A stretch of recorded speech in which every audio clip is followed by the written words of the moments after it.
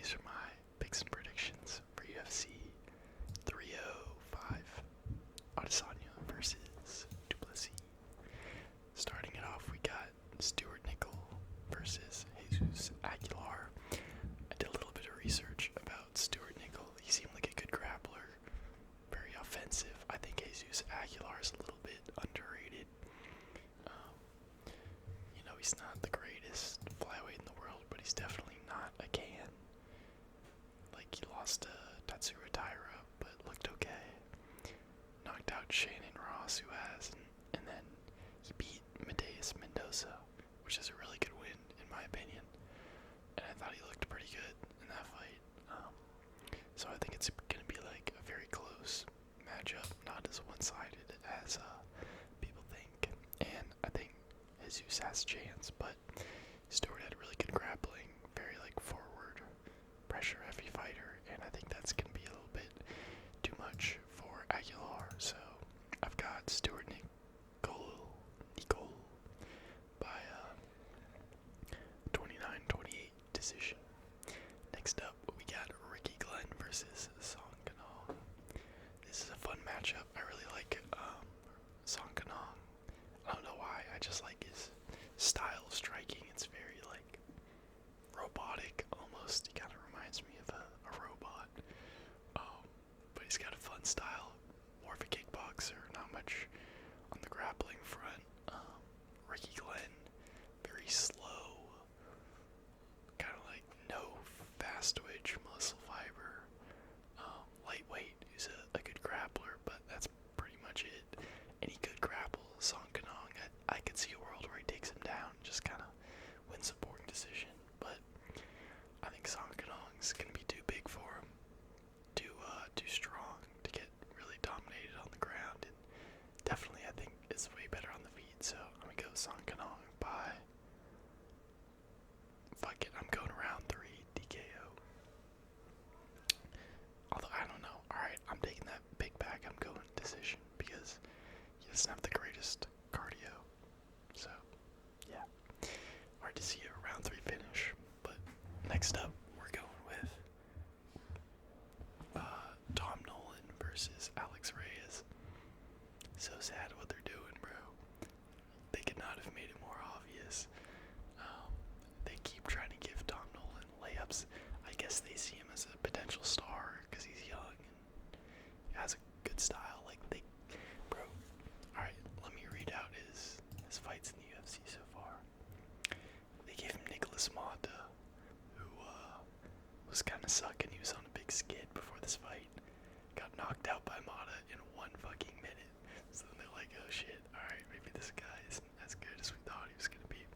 So they gave him Victor Martinez, who his profile doesn't even show up. Unlike the UFC thing when you look him up. Lost to Jordan Levitt. Hasn't really beat anyone notable. He smoked that guy, which is understandable. And then now they're giving him fucking Alex Reyes, bro. Who hasn't won a fight in like 7 years. I'm going Tom Nolan, round 2, TKO. It's just fucked up, bro. Poor Alex Reyes, but I guess good for him for somehow still being in the UFC after not fighting for like 6 years or whatever. But yeah, going Tom Nolan, round 2 TKO.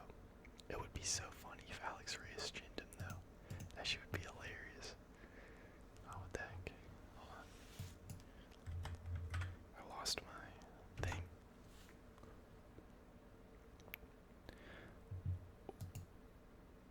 Next up, we got Jack Jenkins versus Herbert Burns. Man, I was really excited for Jack Jenkins versus Gavin Tucker. Gavin Tucker is one of my favorite fighters, and I haven't seen him win in a while. He's not the most active, and I thought this was an amazing matchup. Like, it was perfect for him. I was very looking forward to it. And then, of course, he fucking pulls out, so we had to get Herbert Burns instead. Yeah, I mean, shout out to Herbert Burns for taking it on short notice, but, he actually doesn't look bad. Like, he's not a terrible Burns round 2 TKO loss is always the way to go. Pretty much a guarantee. And yeah, I think it's going to be the same. I mean, I could see a world where Jack Jenkins gets subbed in round 1. He has lost by submission before, but he's good, man. He's got nasty calf kicks, good striking, just like a solid prospect. I don't think he's quite top 15 level, but he's like on the cusp.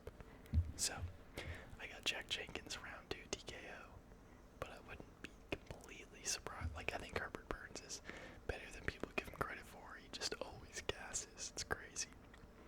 He's also getting old, which is not good. Next up, we got Casey O'Neill versus Luana Santos, the hottest woman in the UFC. Don't at me.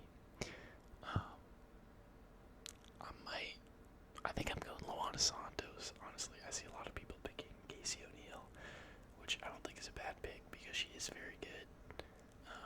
She's like a decent flyweight, but I think there's like a new generation of flyweights. Like Casey O'Neill was like a prospect of the old, in my opinion, and Luana Santos is like prospect of the new. If that makes any sense, but I don't know. I just have a feeling she's a bit like younger, kind of like still coming up in her career and excited. And yeah, I just see her outpointing her 29-28 decision, but I wouldn't be surprised if Casey won as the underdog. Next up, we got Josh Culibao versus Ricardo Ramos. I'm going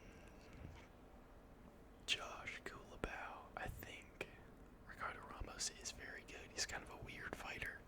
He's got like so many spinning back elbows, a lot of like good grappling, which I think he could use in this fight, and I think he will. Which makes me a bit nervous to pick Culibao. But he just like picks his moments well. He's not very active, but he's got good power, and he just like picks his shots correctly. Culibao, I think, is a good overall fighter. Like, he's very fun to watch. I love his style. He's got very good like attrition striking, very active, and like one of these guys who's just outside of the top 15, like can beat the kind of bottom feeders pretty easily, but really struggles with like top 15 guys. But the only way I see Ricardo winning this, I don't see him knocking out Culibao. Culibao's a crazy gin. I'm about to sneeze.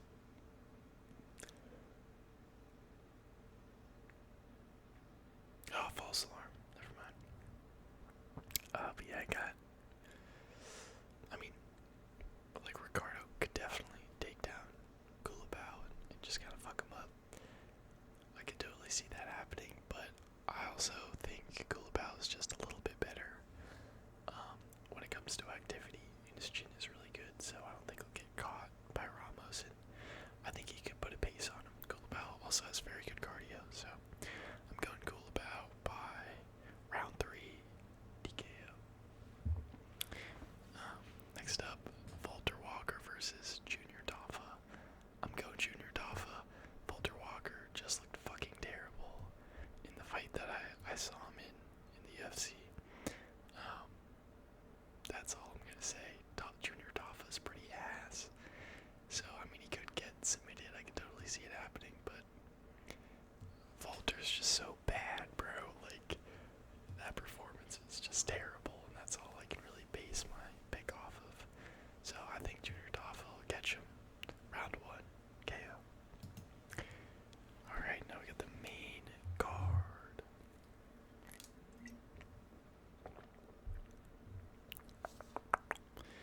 Starting off strong, we got Carlos Prates versus Li Jinliang. This is a super fun fight. I'm very excited for this one. Prates is a great prospect. Looked awesome against Charles Radke. Landed a nasty knee. That shit was so clean. And then he beat Trevin Giles. He was kind of getting cooked up by Trevin Giles, which I understand because Trevin Giles is kind of underrated.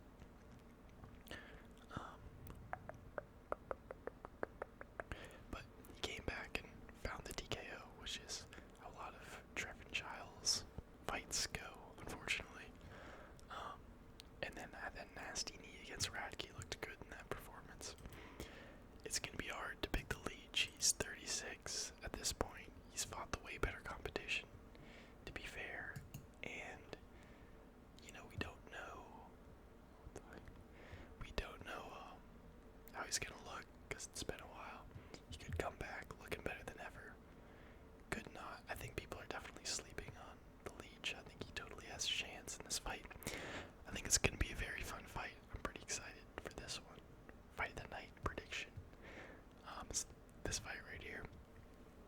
But I could low-key see the Leech catching him with a hook, and then coming in and getting caught with a knee or an uppercut or an elbow or some shit, and getting knocked out. So I'm gonna go protest by round 3 TKO. But I'm not super confident in that pick. I think the Leech has a much better chance than the odds would tell you. Next up, we got Tai Tuivasa versus Jairzinho Rozenstruik. I'm going Jairzinho. It's kind of hard to pick Tai. He's probably not going to grapple, and his striking isn't the most technical. I think he'll find the calf kick on Jairzinho because he stands pretty wide, and he loves his jab. And that could pose problems. And he also could just bum rush him like Francis Ngannou did. But I think Jairzinho's been improving. He's still kind of a weird heavyweight fighter. He just jabs a lot. And it's very not active, but looks kind of good whenever he does throw. He has good technique. And I could see him picking Tai apart. But I could also see Tai catching him like Francis did. But I think I'm gonna have to go with Rozenstruik for this one. It's just hard to pick Tai Tuivasa, especially against a striker who's pretty technical and also pretty fast too. So I'm gonna go Rozenstruik by decision, by out-jabbing him. But I think that calf kick will cause problems, honestly. Alright, next up we got Dan Hooker versus Mateus Gamrot. I'm hoping this fight is fun, but I'm not looking forward to it. It feels like kind of a waste having Dan Hooker go against a guy like Gamrot, who is the most boring style imaginable, just spamming single legs and low singles over and over and over. And Australians have pretty good takedown defense. Dan Hooker, I think, is underrated, and his tattoos are pretty cool. I could totally see him defending the takedowns, maybe fucking him up a little bit on the feet, but it's hard not to choose Gamrot by 30-27, 29-28, boring, grappling, grinding decision. I don't think he submits Hooker, but the wrestling could definitely be too much. But hopefully Hooker lands a knee on him or something on the way in. At least I just hope it's a fun fight, because Mateus Gamrot fights are usually rough, and Dan Hooker's such a fun fighter. I don't know, it just feels kind of like a waste, but we'll see. So yeah, Mateus Gamrot by decision. Next fight, Kar France versus Steve Erceg. I'm pretty excited for this one. I always love watching Kar France fight. He's a very fun fighter. Seems like a chill guy too. And Steve Erceg looks great, man. Michael Scott's been going crazy. He seems like a great guy too. This is a hard one to call also. I think Steve Erceg won't have much success in the grappling.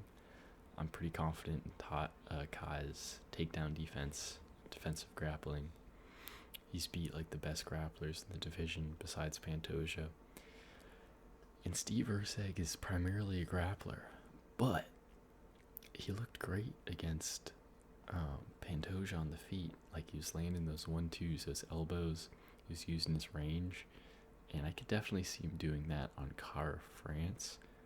But I could also see Kar France. This is a pretty close fight in my opinion. This is basically a pick'em. Maybe Steve Erceg is favored a little bit just because he's been more active and he's got more momentum. But it's hard to confidently pick him because I could imagine a world where Kai catches him with one of those overhands. But overall, I think Erceg's fight IQ is too high for someone like Kai. I think he's going to pick his shots in his positions well and, edge out a close decision win, 29-28. Steve Erceg. Alright, now moving on to the main event of the evening. We got Dricus du Plessis versus Israel Adesanya. This is an easy pick for me, honestly. I'm going Izzy. I don't want to. My heart says Dricus. I love Dricus. I don't love him, but he just feels like a fever dream, man. Like, I still don't think he's good, bro. I still don't understand how he's the champion of the fucking middleweight division. The UFC is just completely backwards. Recently, we got Bilal as a champ. We got Dricus as champ. Like, shit just does not make sense anymore. I've been a Dricus doubter from day one. I remember he made his debut against this guy with some weird, like, pineapple hair, and he put the beats on him, and it was a very fun fight. And credit to Dricus, he's been very active, and all his fights are legitimately very fun.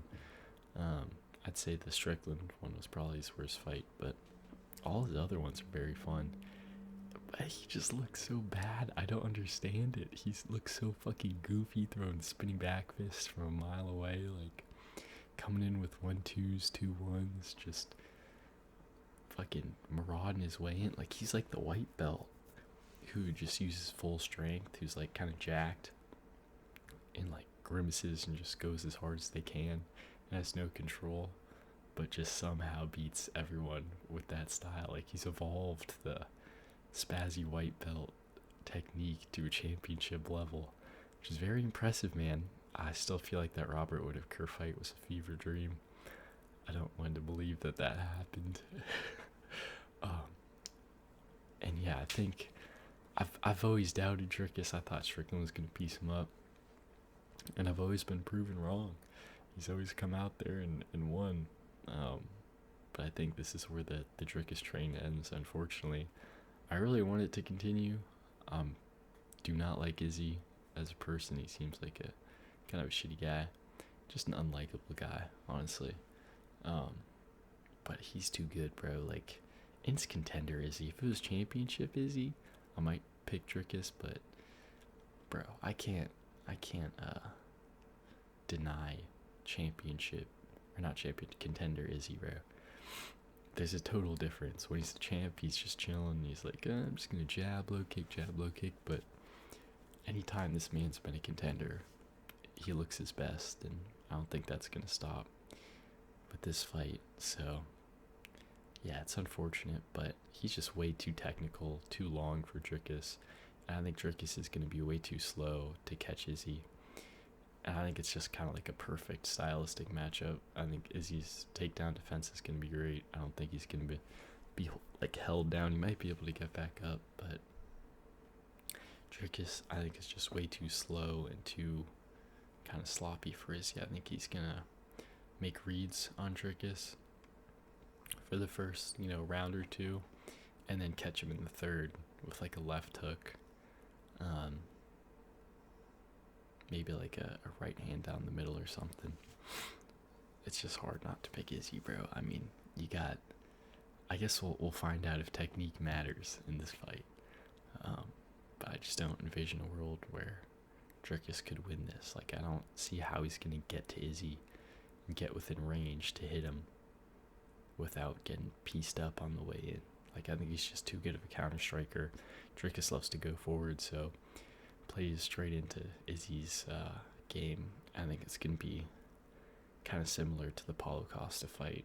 Not as dominant, but yeah, I'm going Izzy round 3 KO. And that's a pick I'm fairly confident in. I think I'm going to throw some money on him. So we'll see how that goes. So yeah, those are my picks. We got